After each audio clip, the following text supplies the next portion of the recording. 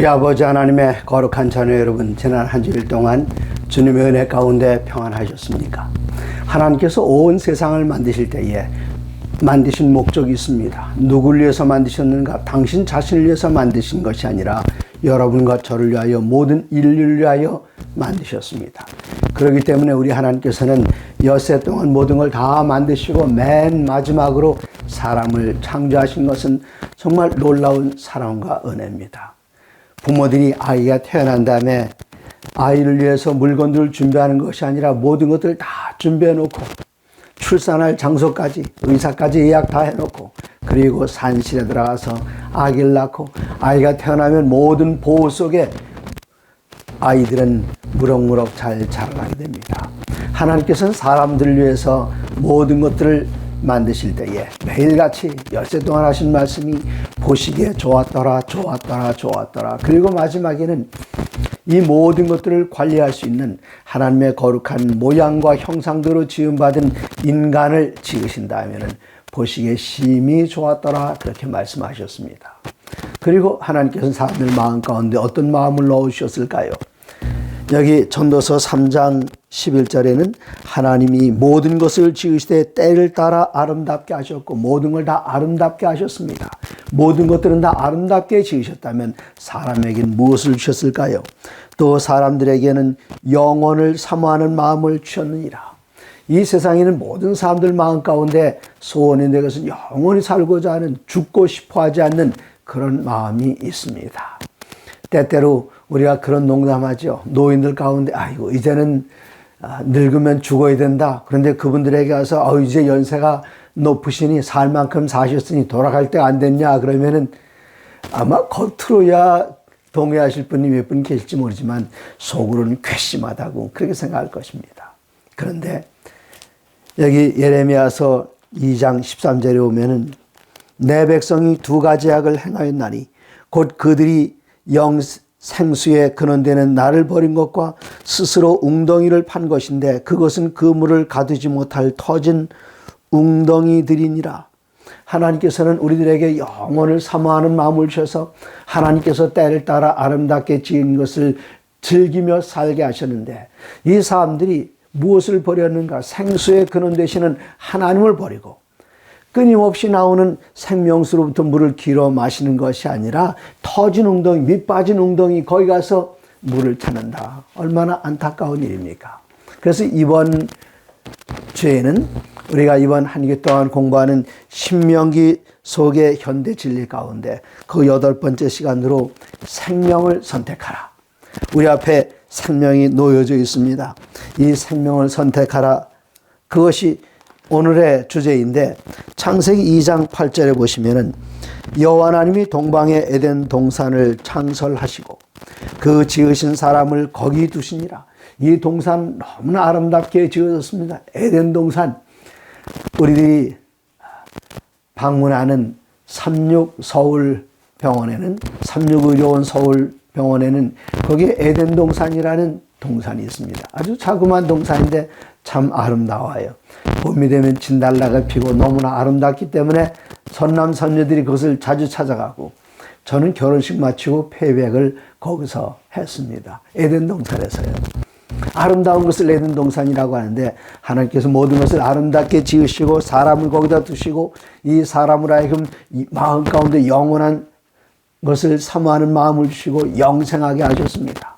그리고 그 동산 안에 사람이 영원히 살 수 있도록 두 가지 나무를 특별히 심어 놓으셨는데, 2장 9절에는 여호와 하나님이 그 땅에서 보기에 아름답고 먹기에 좋은 나무가 나게 하시니 동산 가운데에는 생명나무, 이 생명나무 열매는 먹으면 영원히 삽니다. 한 번 먹고 영원히 사는 것이 아니라 먹는 동안에 영원히 삽니다. 그러면 우리들이 먹는 음식은 어떻습니까? 우리가 하루 세끼 매일같이 먹는데 이 음식을 먹고 또 먹으면 영원히 사나요? 아닙니다. 우리는 살기 위해서 먹는다고 하지만 종착역은 죽음입니다. 먹다가 결국 죽게 됩니다. 그러나 이 생명과를 먹는 동안에는 그 생명이 영원히 유지될 수 있도록 그렇게 하셨습니다. 그런데 이 생명과를 끊임없이 우리들이 사용할 수 있고 가까이 나가서 먹을 수 있도록 한 가지 또 보장된 나무가 있었는데, 그것은 선악을 알게 하는 나무의 열매였습니다. 하나님께서 선악과를 심어 놓으시고 이건 먹지 마라, 생명과는 먹으라 그렇게 말씀하셨습니다. 왜 선악과는 먹지 말라고 말씀하셨는가? 거기에 특별한 영양소가 있거나 아니면 독소가 있거나 그래서가 아닙니다. 그것은 무엇인가 하면은 사람들은 자기가 누리고 사는 모든 권리를 그냥 당연한 것으로, 영어로 for granted, 당연한 것으로 알고 있습니다. 그러나 하나님께서는 사람들에게 선악과를 주므로 이 선악과를 접근 못하게 될 때에 이건 내 것이 아니로구나. 그럼 나머지는 그때 하나님께서 나에게 모든 것들을 다 주셨다는 것을 알게 되면서 선악과 앞에 서는 그동안 겸손하게 되고 하나님의 존재를 인정하게 되고 인간은 스스로 나오는 것이 아니라 하나님께서 창조하신 피조물이라는 사실을 분명하게 깨달으며 하나님에 대한 애정, 하나님께 내게 보여주신 사랑, 그리고 하나님께 대한 나의 그 충성, 그런 걸 맹세할 수 있는 장소가 선악과입니다. 그래서 선악과와 생명과는 반드시 있어야 되는데 여기 최초의 법이 무엇인가 하면은 2장 17절에 선악을 알게 한 나무의 열매는 먹지 말라. 내가 먹는 날에는 반드시 죽으리라. 사람이 이것을 선택했습니다. 그리고 죽게 되었습니다. 그러므로 마침내 3장 22절에서는 여호와 하나님이 이르시되 보라, 이 사람이 선악을 아는 일에 우리 중 하나같이 되었으니 그가 그의 손을 들어 생명나무 열매도 따먹고 영생할 것 하노라 하시고 하나님께서는 아담과 하와를 내쫓으셨습니다. 여기 잠깐 오늘 주제와는 약간 곁길로 나가는 것입니다만은 삼위일체를 증거하시는 아주 중요한 말씀이 22절에 창세기 3장 22절에 여호와 하나님이 이르시되 보라, 이 사람이 선악을 알게 하는 일에 우리 중 하나같이 되었으니 아버지와 아들과 성령 삼위께서 계시기 때문에 우리 중 한 사람처럼 하나처럼 그렇게 되었다 말씀을 하셨습니다. 그러므로 그들이 생명을 선택하지 않았기 때문에 쫓겨났습니다. 그러나 놀랍게도 창세기 앞부분에서는 생명과로부터 우리들은 멀어지고 쫓겨났지만 성경의 마지막 책인 창세기 1장, 2장, 3장 여긴 생명과 있었지만은 그 다음엔 떨어졌어요. 그러나 성경의 마지막 책 요한계시록 2장 7절에는 에베소 교회에 승리하는 사람들에게는 이 생명과를 주시겠다고 약속하셨고, 그리고 성경 맨 마지막 장 요한계시록 22장 2절에도 생명과에 대해서 말씀을 하십니다. 그리스도 예수께서 그 가운데 계셔서 하나님의 뜻대로 사는 사람들, 예수님을 개인의 구주로 영접하신 그 사람들에게는 우리가 잃어버렸던 생명과를 다시 회복하게 해준다는 그 놀라운 약속입니다. 이 일을 위해서 요한복음 3장 16절에는 우리 모든 사람들이, 예수 안 믿는 사람들도 많이 하는 이 놀라운 성경절, 하나님이 세상을 이처럼 사랑하사 독생자를 주셨으니 이는 그를 믿는 자마다 멸망하지 않고 영생을 얻게 하려 하심이라. 저희 어머니 임종하실 때까지 이 말씀을 계속 암송하시던 그 말씀입니다. 하나님이 세상을, 물론 이 세상이 아니라 이 세상에 사는 사람들이죠, 세상을 이처럼 사랑하사 독생자 하나밖에 없는 아들인 삼위 가운데 한 분이 아들이 되기로 자원하셔 내려오셨습니다. 하늘아버지께서는 그 일을 허락하셨습니다. 그래서 예수님께서 온 우주의 그 경탄과 찬양의 대상, 영광의 대상에서 내려오셔서 여러분과 저를 위하여 십자가 위에 당신의 생명을 주시고 우리가 지은 그 죄를 몽땅 다 짊어지시고 십자가에 못 박으시고 당신은 돌아가셨습니다. 우리가 이런 사실을 생각할 때 창조주 하나님께서 우리 위하여 생명을 내놓으셨다, 이것보다 더 큰 일은 없습니다. 그래서 우리 주님께서, 아버지 하나님께서, 성령께서 하신 그 일들을 생각할 때에 이러고도 구원 못 받을 수 있습니까? 구원 못 받는 것은 불가능한 일입니다. 구원받는 것은 당연한 일입니다. 그런데 이것은 선택의 문제입니다. 하나님께서는 우리가 구원받을 수밖에 없도록 직접 이 세상에 아들로 오셔서 우리 위하여 생명을 내셨는데 이거보다 더 커다란 것 없어요. 그럼에도 불구하고 이것을 거절하게 될 때는 끔찍한 일이 벌어지게 됩니다. 그래서 예수님께서는 마태복음 7장에서 한 비유를 통해서 이렇게 말씀하십니다. 마태복음 7장 24절에 이르시기를 여기 그러므로 누구든지 나의 이 말을 듣고 행하는 자는 그 집을 반석 위에 지은 지혜로운 같은 사람 같다. 반석 위에 예수 그리스도 위에 집을 지은 지혜로운 사람. 그러므로 어떤 어려움이 와도 비가 내리고 창수가 나고 바람이 불어 그 집에 부딪히되 무너지지 않지만 이는 주초를 반석에 놓은 까닭이요. 하지만 26절 나의 이 말을 듣고 행하지 아니하는 자는 그 집을 모래 위에 지은 어리석은 사람 같으니 비가 내리고 창수가 나고 바람이 불어 그 집에 부딪힘에 무너져 그 무너짐이 심하니라. 예수님께서는 당신 자신을 우리에게 내주시고 호소하십니다. 내 말 듣고 반석 위에 내 주초를 올려놓으라. 그런데 반석 말고 저 sinking sand, 이 막 무너져가 흘러져 가는 이 모래 위에다가 집을 짓게 되면 비가 올 때 어떻게 되겠느냐. 심판을 다 멸망당하고 만다는 것을 우리들에게 호소하고 계십니다. 그러므로 우리 앞엔 두 가지 길이 있습니다. 중간 없습니다. 오직 하나님께서 우리들 위하여 베푸르신 그 생명을 선택하고 그리로 따라가야 할 것, 이것이 우리들에게 주어진 생명의 길입니다. 이제 다시 신명기로 돌아가서 신명기 30장 15절에 있는 말씀은 보라, 내가 오늘 생명과 복과 사망과 화를 네 앞에 두었나니 곧 내가 오늘 네게 명령하여 네 하나님 여호와를 사랑하고 그 모든 길로 행하며 그의 생명과 규례와 법도를 지키라 하는 것이라. 하나님께서는 우리들에게 두 가지 중에 하나를 선택하도록 하셨습니다. 하나는 생명과 복입니다. 하나는 사망과 화입니다. 이것을 우리 앞에 두고 하나님께서는 사망과 화를 우리 앞에 두지 않으셨어요. 오직 생명과 복만 두셨지만 우리들이 생명과 복을 선택하지 않으면 자연스럽게 떨어지는 것이 사망과 화입니다. 그러므로 하나님께서는 명령하십니다. 내 하나님 여호와를 사랑하고, 그냥 너 혼자 사랑하라, 난 아니다, 그게 아니라 하나님께서 무한한 사랑으로 우리를 먼저 사랑하셨기 때문에 너희가 그 사랑 안에 거하고 그 모든 길로 행하며 그의 명령과 규례와 법도를 지키라는 것이라. 그리하면 네가 생존하며 번성할 것이요 또 내 주 하나님 여호와께서 네가 가서 차지할 땅에서 네게 복을 주실 것임이라. 하나님께서는 우리들에게 복을 주기 위하여 참 애를 많이 쓰십니다. 여러분, 지금 신명기 30장 15절 16절의 말씀을 읽었는데 그 앞에 두 장이 28장과 29장입니다. 신명기 28장은 여러분 너무나도 잘 아시죠? 우리 교우님 가운데 한 분이 집들을 했다, 아니면 새로 사업을 한다, 그러면 목사님들이 빠지지 않고 인용하는 성경장이 신명기 28장 아닙니까? 내가 나가도 복을 받고 들어와도 복을 받고 앉아도 서도 언제나 뭐 떡반죽 그릇이 다 그냥 복 그러죠. 그런데 그 앞에 신명기 28장을 보시면 신명기 28장은 68절로 굉장히 긴 장입니다. 신명기 28장은 68절로 되어 있는데 앞부분에 1절부터 14절까지가 축복에 관한 말씀입니다.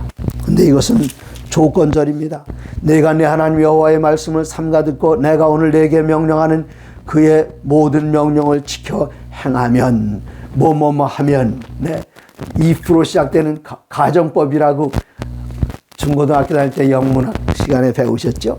내가 이렇게 하나님의 말씀을 순종하면 너를 세계 모든 민족 위에 뛰어나게 하실 것이라. 내가 내 하나님 여호와의 말씀을 청종하면 조건절입니다. 이 모든 복이 내게 임하며 내게 이르리니 성읍에서도 복을 받고 들에서도 복을 받을 것이며 내 몸의 자녀와 내 토지의 소산과 내 짐승의 새끼와 소와 양의 새끼가 복을 받을 것이며 내 광주리와 떡반죽 그릇이 복을 받을 것이며 내가 들어와도 복을 받고 나가도 복을 받고 머리가 되고 꼬리가 되지 않고, 이 말씀이 계속되는데 68절 중에서 14절까지 거기에 딱. 그럼 15절부터 마지막 절까지 44절 그 긴 절 속에 뭐가 남아있는가? 내가 너희들 이렇게 복 주기를 원한다. 이 복을 너희 것으로 간직해라. 그러나 너희들이 이것을 거절하면, 나의 명령을 듣지 않으면, 네, 그 명령은 언제 내리시는 것인가 하면은 하나님께서 이스라엘 백성들을 애굽에서 건져내신 그 다음에 내리신 명령입니다. 그 전에 애굽에 있는 사람들에게 너 안식일 잘 지켜, 나만 섬겨라, 거짓 증거하지 마라, 도둑질하지, 그런 말 하지 않으셨어요. 우선 이들을 건져내시고 당신의 백성 삼으신 다음에 그들하고 아무것도 없습니다. 다만 하나님께서 당신의 사랑으로 인하여 힘센 팔과 당신의 펴신 팔로서 그들을 건져내셨습니다. 그리고 그들에게 내가 너희를 구원한 이 구원의 울타리 안에 잘 있어라. 어떻게 하면 잘할 수 있을까요? 그게 바로 하나님의 계명입니다. 내가 이렇게 하면, 그래서 여기 신명기 30장 15절에 하나님께서 이런 축복의 말씀을 하시기 전에 28장과 29장 연이어서 너희 이렇게 하면 안 된다, 안 된다, 안 된다. 마치 세 천사의 기별과도 같습니다. 세 천사의 기별, 계시록 14장 6절과 7절에 첫 번째 천사의 기별은 심판할 시간이 이뤘다. 그 심판 어떤 심판인가? 그것은 영원한 복음입니다. 심판은 양면이 있죠. 그에 대한 심판과 그를 위한 심판이 있습니다. 그 심판은 우리를 위한 심판이기 때문에 14장 6절에서는 영원한 복음이라고 그랬습니다. 그러므로 너희가 이젠 예수님께서 온 세상을 심판하게 하여 오신다. 그러니 예수님을 너의 형으로 모시고 너의 오빠로 모시고, 히브리서 2장 11절입니다. 거룩하게 하신 자와 거룩하게 함을 입은 자들이 다 하나에서 났다. 그러므로 너희를 형제라 부르기를 부끄러워하지 아니하시고, 그리고 요한일서 2장 1절에 만일 우리가 죄를 범하면 우리에게 대언자가 있으니 곧 의로우신 예수 그리스도시라. 히브리서 2장 11절에서 우리의 형님, 우리의 오라버님으로 나타난 예수님께서는 요한일서 2장 1절에서는 우리의 변호사가 되십니다. 우리의 변호사가 되셔서 그때 영원한 복음은 계시록 14장 7절에 곧 심판하실 시간이 이르렀다 이것입니다. 그 심판은 무엇인가 하면 누구든지 예수님을 우리의 형님이요 우리의 변호사로 영접하기만 하면 예수님께서는 우리의 손을 번쩍 들으신다는 것. 요한복음 5장 22절에 아버지께서는 원래 심판장이시지만 아무도 심판하지 아니하시고 모든 심판을 다 아들에게 맡기셨다. 그래서 예수님을 우리의 변호사로 영접해라. 그러면 그 심판날 우리처럼 인간이 되신 요한복음 5장 27절이요. 예수님께서 심판하는 권세를 얻으신 것은 인자가 되셨기 때문에, 우리가 똑같이 인간이 되셨기 때문에 우리 입장을 잘 이해하시고 우리 입장에서 판단하시고, 그래서 인자가 되신 사람이 되신 예수님을 요한복음 5장 22절에서는 아버지께서는 아무도 심판하지 아니하시고 아들에게 다 맡기셨다. 아들이 누구라고요? 요한일서 2장 1절 우리의 변호사라 그렇게 하셨습니다. 우리의 변호사가 우리의 재판장이 되신다. 그러므로 누구든지 수고하고 무거운 짐진 자들아 다 내게로 오라. 그 짐을 내게 맡겨라. 오라. 우리가 서로 변론하자. 내 죄가 주홍같이 붉고 진홍같이 붉을지라도 내 죄보다 더 붉은 나의 보혈을 내가 영접하기만 하면 나 다 도말해 주겠다. 이게 첫 번째 천사의 기별입니다. 누구든지 예수님 편에 서면 그 심판은 나에 대한 심판이 아니라 나를 위한 심판, 나를 옹호하는 심판. 다 살아라. 그게 첫째 천사의 기별이라면, 셋째 천사의 기별은 절대로 짐승의 표 받지 마라. 짐승에 경배하지 마라. 그런 불과 영으로 세세토록 고난받고 밤낮 쉼을 얻지 못한다. 이게 셋째 천사의 기별이에요. 그 셋째 천사의 기별이 바로 신명기 28장, 우리가 그렇게 좋아하는 신명기 28장. 그러나 68절 가운데 14절만 축복에 대한 말씀이고 나머지 44절 그 긴 절이 너희 제발 이러면 안 된다. 이렇게 하면 너희 벌 받는다. 저주 받는다. 이걸 힘주어서 제발 내가 널 어떻게 구원했는데 멸망당하지 마라. 내가 널 어떻게 만들었는데 멸망당하지 마라. 이게 셋째 천사의 기별이고, 또 여기 신명기 28장 그 뒷부분에 많은 부분에 할애된 그런 부분입니다. 그러므로 하나님께서는 말씀하십니다. 신명기 30장 17절에 그러나 내가 만일 마음을 돌이켜 듣지 아니하고 유혹을 받아 다른 신들에게 절하고 그를 섬기면 내가 오늘 너희에게 선언하노니 너희가 반드시 망할 것이라. 너희가 요단을 건너가서 차지할 땅에서 너희의 날이 길지 못할 것이라. 그렇게 해서 하나님께서는 19절에 내가 오늘 하늘과 땅을 불어 너희에게 증거를 삼노라. 내가 생명과 사망과 복과 저주를 내 앞에 두었은즉, 바로 금방 나왔죠. 15절에 나오는 똑같은 말씀을 다시 반복하십니다. 19절에서요. 내가 너희 앞에 생명과 복 그리고 사망과 화를 내 앞에 두었다. 선택하라. 내가 너희들에게 답은 알려주겠다. 뭘 선택할까요? 묻지도 따지도 마라. 생명과 복을 선택하라. 그럼 우리 그거 선택하려면 어떻게 해야 합니까? 내가 너희들에게 벌써 생명과 복을 주었으니 거기서 바깥으로 벗어나지 않도록 내가 너에게 명령하는 이 명령과 규례와 법도와 계명 안에 거하라. 그리하면 너희들에게 영원한 생명과 축복은 따놓은 당상이다. 우리 주님께서 항상 계속 목놓아 말씀하시는 것이 바로 이것입니다. 자, 이제 30장 15절부터 읽었는데 이제는 30장 1절로 가보시겠습니다. 1절. 내가 네게 진술한 모든 복과 저주가 네게 임함으로 네가 네 하나님 여호와께로부터 쫓겨난 모든 나라 가운데서 이 일이 마음에서 기억나거든. 문제는 뭐지요? 이스라엘 백성들이 또 하나님의 빗나가서 이젠 애굽의 그 속박의 상태, 거기로 다시 되돌아간 겁니다. 가나안 땅에 들어가서 처음에는 여호수아의 인도를 받고 잘 들어가는데 사사시대를 거치고 왕정시대를 거치면서 또다시 우상숭배하고 또다시 이방신, 왜 이렇게 자주 넘어질까요? 그런데 여러분, 남의 일이라고 우습게 생각하지 마십시오.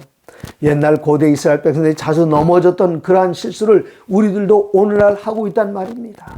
그렇기 때문에 그들이 넘어진 곳에서 우리는 일어서야 됩니다. 그들의 냉에서 우리들은 열을 취해야 합니다. 그리고 그들이 승리하는 곳에서 우리도 같이 승리하는 연습을 하면서 살아야 됩니다.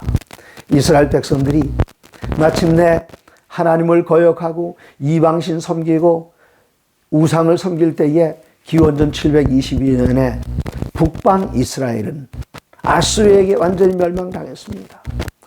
그러면 유다는 좀 나을까요? 유다도 뭐 북방처럼 그 정도는 아니었지만 여전히 안타까운 상태에 있었습니다. 그러므로 기원전 605년에 하나님의 아름다운 도성 예루살렘이 느부갓네살의 군대에 의해서 짓밟히게 되고 성전은 회파되고 그 안에 있던 성전의 모든 기명들은 바벨론으로 다 뺏겨서 그 바벨론 사람들이 탈취해 가고요. 이런 일들. 그럴지라도 하나님께서는 여기서 딱 멈추고 이제 내가 널 버렸다, 그게 아닙니다. 애굽에서 너희를 구원해냈고 약속의 땅을 주었지만 그랬을지라도 너희가 반역하고 떠나면서 이 민족이 붙잡혀 가게 될지라도 여기 기회가 있다는 것이 30장 1절입니다.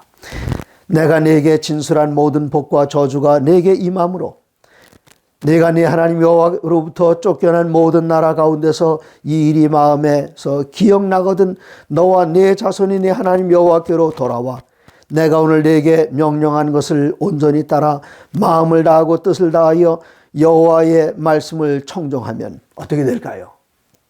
내 하나님 여호와께서 마음을 돌이키시고 너를 긍휼히 여기사 포로에서 돌아오게 하시되 내 하나님 여호와께서 흩으신 그 모든 백성 중에서 너를 모으시리니 내 쫓겨난 자들이 하늘 가에 있을지라도 내 하나님 여호와께서 거기서 너를 모으실 것이며 거기서 너를 이끄실 것이라.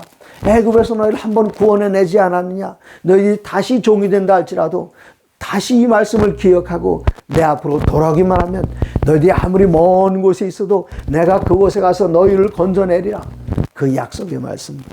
그렇게 하시면서 30장 5절에서는 너를 내 조상들보다 더 번성하게 할 것이며 이들이 이렇게 패역하고 하나님을 떠난 백성들이었지만 너희가 회개하고 다시 돌아오기만 하면 내 조상 아브라함과 이삭과 야곱 그들이 번성했던 것들보다 더 번성하게 할 것이다. 죄가 더한 곳에 은혜가 더합니다. 아멘 아니십니까? 전 막 가슴속에서 아멘이 막 터져 나오는데 말씀 전하는 그거 못하니까 여러분이 대신 아멘 해주시기 바랍니다.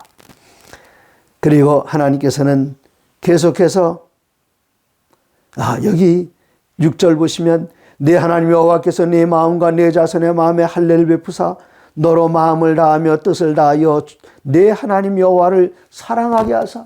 우리가 하나님 사랑하지 못하는데 하나님 사랑하는 마음도 여기 주시겠다. 그렇게 말씀하셨습니다.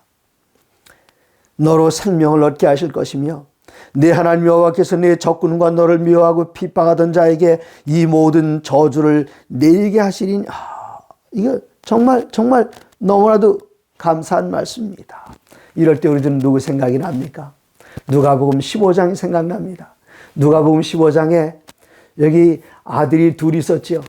내 작은 아들이 아버지를 떠나서 허랑방탕해서 나가서 모든 재산 다 탕진하고 이제 그 땅에 흉년 들고 먹을 것이 없을 때에 돼지 치는 그런 집에 가서 돼지 사육하는 일을 돕다가 자기 자신을 보니까 지금 배고파요. 이브롯도 이제 다 헤어졌습니다. 우리 집에 가면은 종들도 이거보단 나은데 내가 먹는 음식이 뭐냐? 하루 한 끼 주인이 주는 거 쬐끔.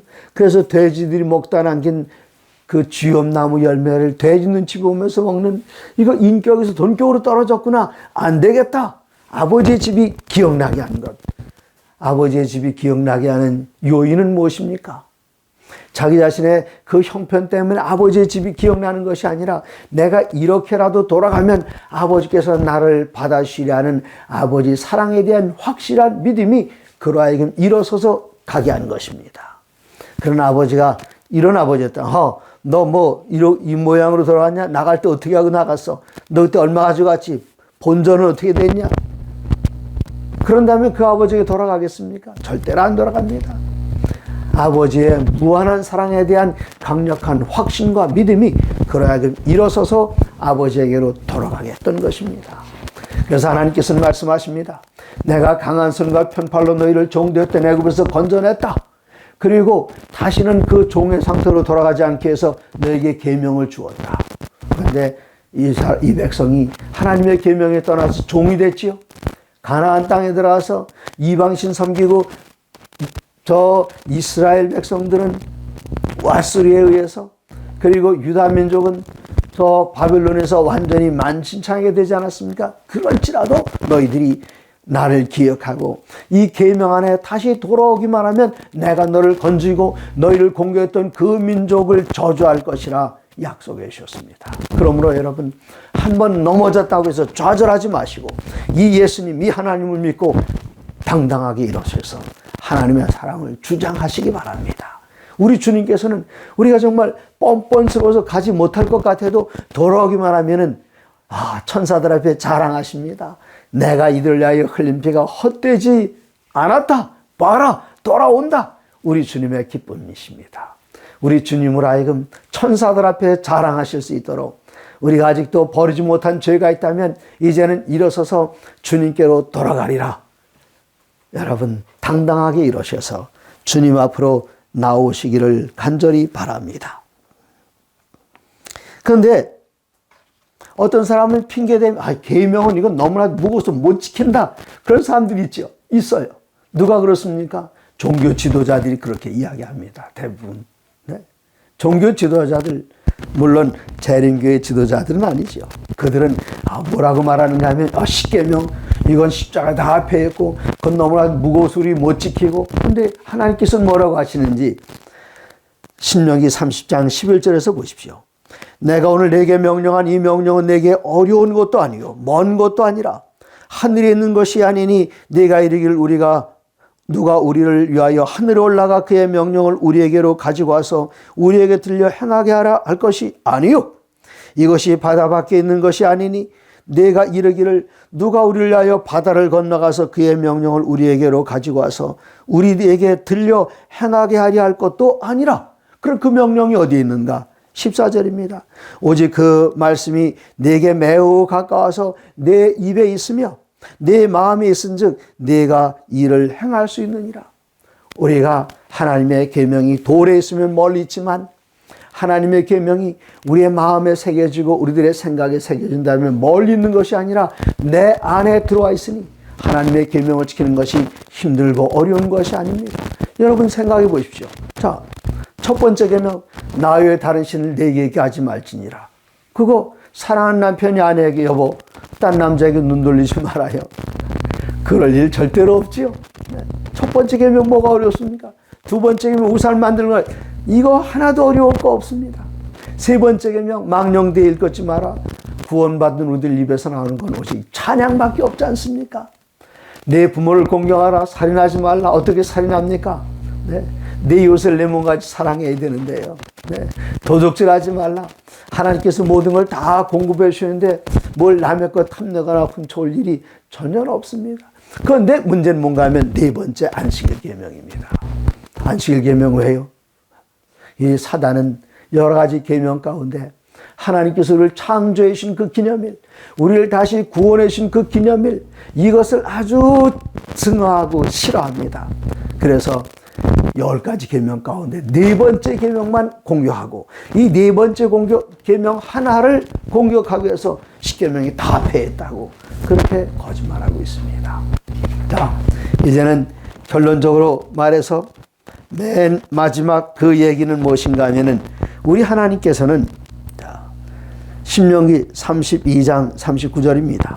이제는 나 곧 내가 그인 줄 알라. 나 외에는 신이 없도다. 네. 하나님 오직 하나님만 경배하라. 그것입니다. 이제 신명기 4장 19절에서는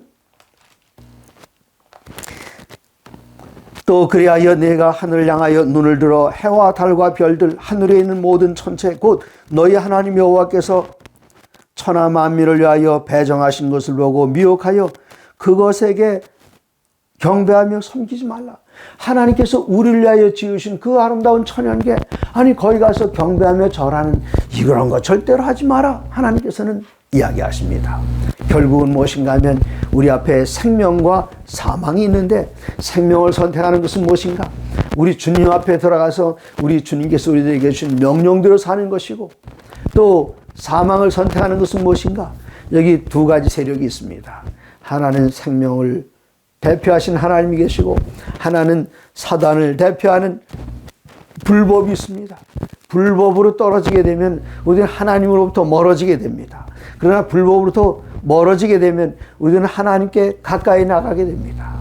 바로 이것이 신명기 속에 나타난 현대 진리인데 여기에 대한 반응이 요한계시록 13장과 14장입니다.